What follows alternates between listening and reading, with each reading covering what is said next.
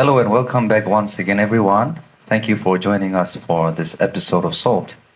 We want you to know that this activity is carried out by the students of Oriental Theological Seminary, and in particular, the students of Masters of Divinity, second years, and Master of Arts in Clinical Counseling, first years.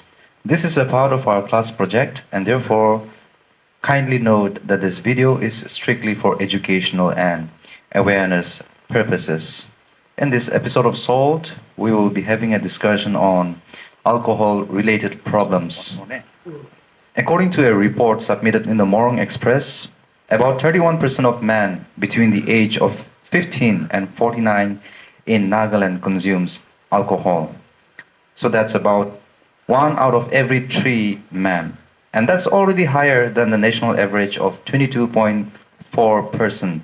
Now, most of these people, they drink once a week or less. But what's worrying is that 15% of those people, they drink alcohol every single day. And when Dr. Kahuka Sema carried out a survey among 1,000 people, the findings were even more alarming. He found out that up to 80% of Naga households have at least one member who drinks, whether it is occasionally or regularly. Think about that for a moment. 4 out of every 5 homes. Now, what story does that tell us about a state that calls itself dry and a people that calls themselves Christians? Where have we gone wrong? And perhaps more importantly, we need to ask ourselves, what is our role in this? As a community, as the church, and as families, what can we do to stand with people who are struggling with alcohol? How do we bring healing where there is hurt and hope where there is despair? Those are some questions we want to reflect on together today. And to do this, to help us with this, we have 2 friends joining us today. First of all, we have Miss Shongmo Lam. She is a student pursuing her Masters of Divinity, and she is currently in her second year. And joining her today is her classmate, Mr. Yerita Muka. They will be sharing their thoughts and insights from the studies that they've done, and they will try to help us understand this issue more clearly. And we really hope that this conversation will be a very fruitful and meaningful one for all of us. And so we want to invite all of you to join us today as we try to think together and reflect on this issue more deeply. Thank you both for joining us. We shall start straight away. Maybe we will begin with a question that every one of us we wrestle with. So the question is this: is drinking alcohol in itself a sin? And what does the scripture tell us about alcohol and its use? Well, the Bible never says drinking alcohol is a sin. Instead, it teaches that people should be careful and not drink too much. There are instances in the Bible with reference to this. For example, Psalms 104 says, wine makes people glad. Jesus' first miracle was changing water into wine at the wedding, and at the Last Supper, wine was also used. Paul told Timothy to use little of wine to help his stomach problems. This shows drinking of wine was accepted. But at the same time, the Bible also clearly warns against drinking too much. It says drunkenness makes people foolish, cause fight, and can lead to poverty and sin. Proverbs and Paul both warns Christians not to get drunk. In Proverbs 23, there's a strong description of the danger of alcohol abuse. For example, if a person uses a little of alcohol or a glass of alcohol to help his problems with moderation is okay. But when a person uses alcohol day and night and every day, it destroys his or her health also, and causes fights and between the families and in the society also. So that itself is a sin. Yeah, I think as you've mentioned, the scripture does not outrightly call drinking a sin, but it does caution us against drunkenness. At the same time, I think we should not, use these verses to say that um, the scripture permits us to drink, and so we can just go ahead and, do as we wish. Because at the end of the day, we also have to ask ourselves: do I trust myself enough that when I go for a glass of, say, alcohol, do I trust myself enough that I will stop there and not go for another glass? Because that's the story of every addict. We have been discussing about addiction earlier, and we saw that everything, it starts with small experimentation at the beginning, and later on it just leads into full dependence on the substance. And so can you tell us, well, what are some of the causes that could also lead a person to um, such unhealthy drinking habits? If you can explain that a little bit, please. Yeah, there is never a simple reason for drinking alcohol, but there is a mix of emotions included there.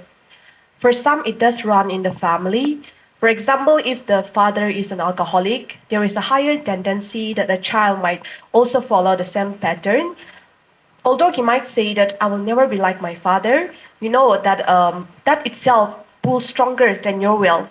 For others, it may be in the family of how they grow up, in the environment um, where the parents are always drinking daily, and then the children may see it as normal, and then once they grow up as an adult, facing the reality of the harsh world, they might reach out for a bottle too.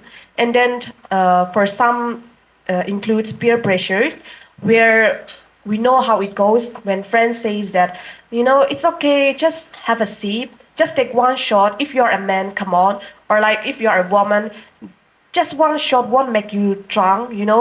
So with that, in order to avoid shame, they take a sip or a shot. But however, in the end, they realize that they are already addicted to it. And also, many people get addicted to alcohol because of stress, depression, relationship problems in many teenagers' life because of breakups between boyfriend and girlfriends, and also maybe family situation, financial instability. With that, they get into heavy addiction, and also there is not forgetting that spiritual part. When people feel disconnected from God, when they feel distance from God, instead of coming to God, they try to fill in those emptiness and those void by drinking alcohol. But in turn, they will find that they are, already drowned into the deepest of the pit.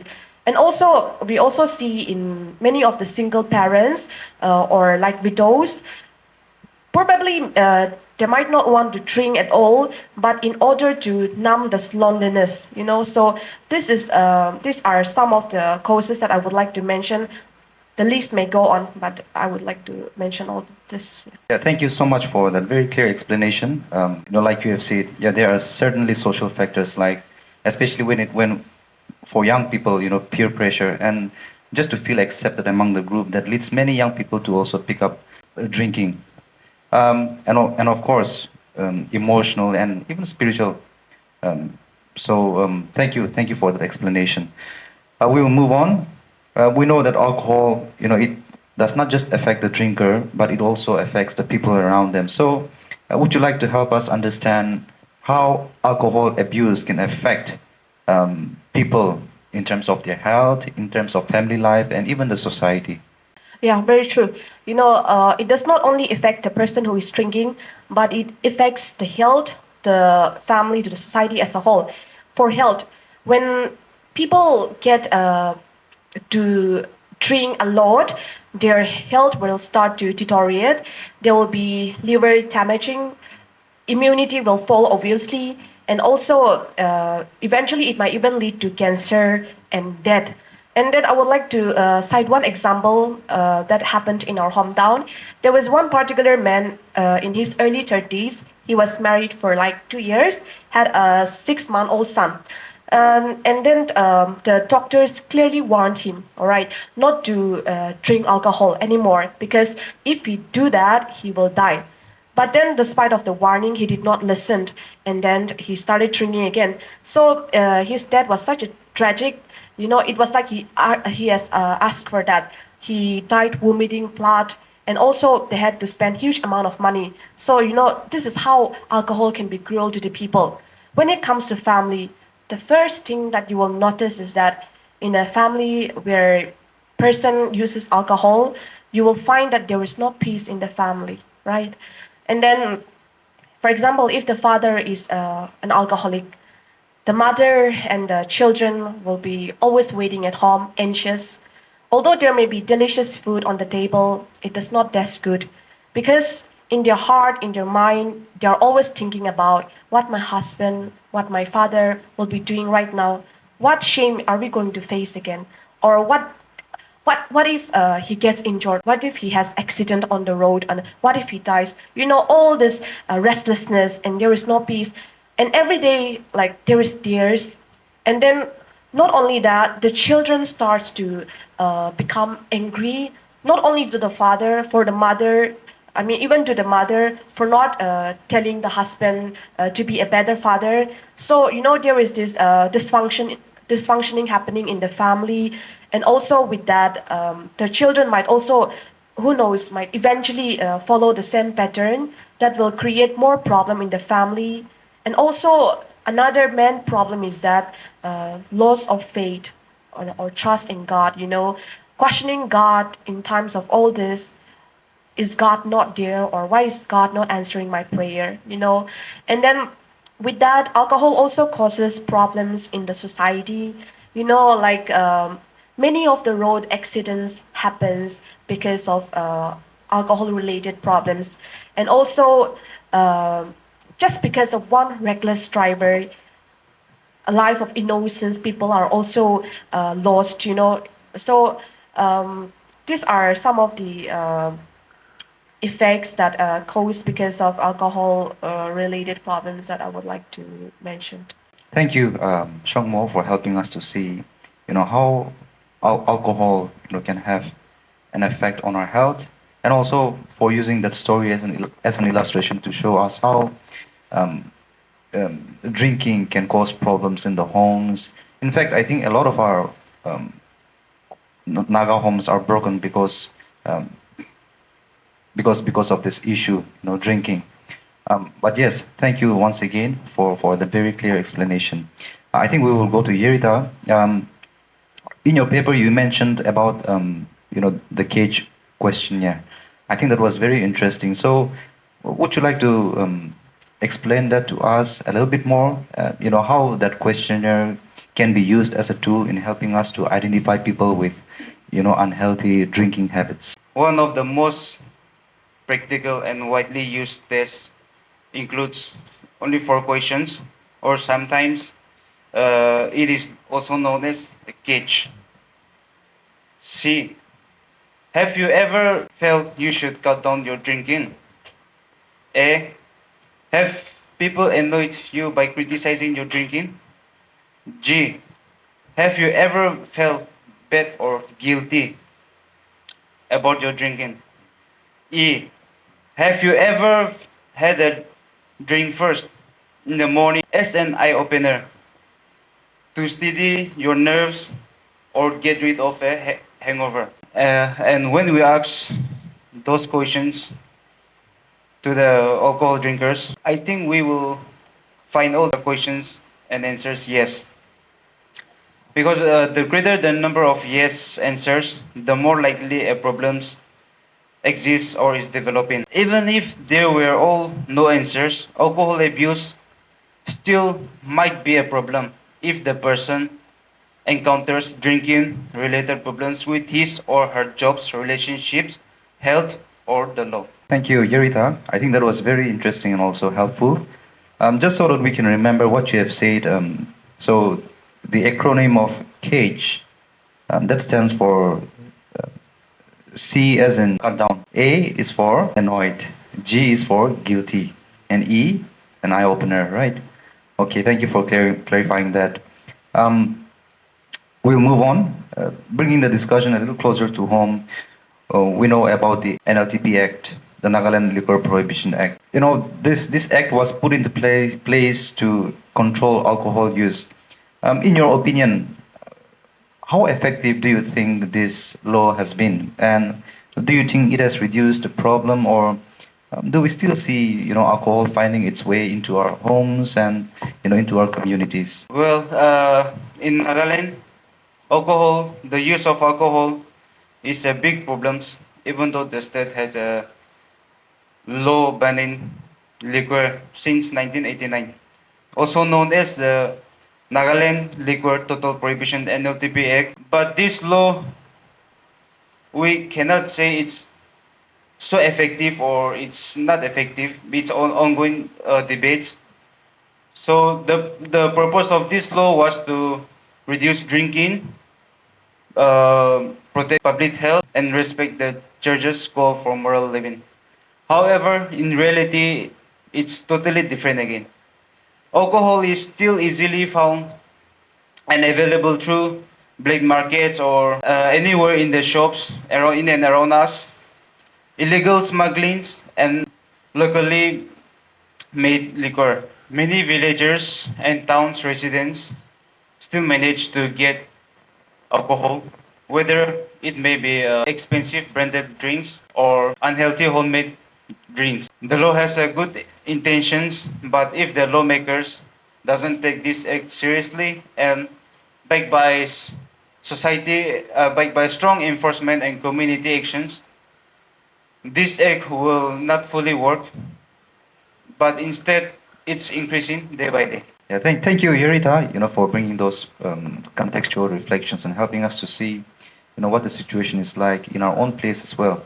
Um, Maybe one last question, and perhaps the most important one, from a pastoral counseling perspective. Can you tell us what are some of the practical approaches that we can, use to help our loved ones, our friends who are struggling with, alcohol abuse? Well, when the pastors and church steps in, it should be a holistic approach, covering all aspects of body, mind, family, spirit, and the society as a whole. We should not just tell those people who are already addicted to alcohol not to drink because it is not good for health, or pray more so that you will stop drinking. They already know that drinking alcohol is not good, but yet they do it. So like I said, it should be a holistic approach. For one part, in the biological side, maybe that person might really need a medical care, like detox or rehabilitation. So a pastor should be humble and wise enough and ask him, shall we go to hospital together? And then he should not only focus that prayer will solve everything overnight. Now, looking at the family, for those people whose families are already broken into pieces because of alcohol, and then hatred in the family, dysfunctioning. So, for that matter, the pastor can step in and then help them, to have more trust in God and hope for restoration in the family. And also, this unhealthy pattern in the family, the pastor can help the family house functioning in a more peaceful way. And in society, the church and the pastor should initiate like a youth program, camping, or like awareness, where they will say that alcohol should not be consumed but then to be avoided. So also there is this psychological side where people, not because they love alcohol, but because they are drowning in stress and depression, so for the alternative happiness they run to alcohol. So in that case, the pastor should step in, and then should just sit with them, listen to them, hear them out, and then provide healthier strategies. Instead of running to alcohol, he can suggest to run to God. And also not forgetting the center, that is the spiritual side. when people are running to alcohol to feel this emptiness and void when they feel distance from God, it is the responsibility of a pastor and the servants of God to help them that there is grace of forgiveness, hope for restoration, and that instead of running to alcohol, that they should run to God. So I believe that the pastoral counseling should cover all these overall aspects, like mentally, physically, socially, and spiritually, in other words. Yeah.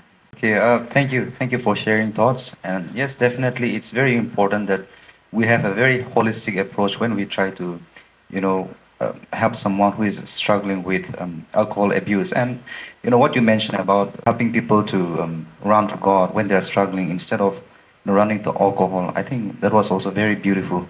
Anyway, thank you. With that, I think we have come to the end of the conversation. Maybe before we close, we will just give you a few minutes to share your final thoughts, maybe a word of encouragement or two, please. So at the end of the day, alcohol is not just a personal choice, but it affects the health, the family, and the society as a whole. Laws are important, yes, but laws alone cannot save people. Real change happens when people have the desire to change their heart, and that is where the gospel comes in. Jesus comes and restores what alcohol destroys. Family can be reunited, future can be rebuilt, and society can be renewed. But it takes both sides, that is the spiritual side and the practical side. So my final word would be alcohol is powerful, but Jesus is stronger. I would like to say a word of encouragement. If you don't drink or take any alcohol products, that's really good. And I would like to encourage you to keep up and not to fall into alcohol. And but the ones who are already into alcohol and drinks, often or occasionally, I would like to encourage not to get addicted, because when we fall into addictions, it's really hard to overcome it by our own willpower. Okay, thank you both for sharing those final words of encouragement. We will close the session from here. I think over the course of this conversation, we have seen the struggles that people who are struggling with alcohol abuse go through. We have also seen what are some of the factors that leads people into drinking and how it affects our health and the people around us. At the same time, I think we have all also been reminded what our role is in all of this. We are not to simply stand and watch, but to help those who are struggling, walk with them in their journey to recovery. So perhaps the real question we should be asking ourselves today is not what is alcohol doing to us, but what are we going to do about this? What should be our response? Will we choose to be passive observers, or will we be people who guides others towards hope and healing? With that, we have come to the end of our discussion. Let me thank our panelists once again for being here and sharing your insights and helping us to see this issue more clearly. And of course, to all of you who are watching, thank you for joining us as well and being a part of this conversation. Until next time, take care and God bless you all.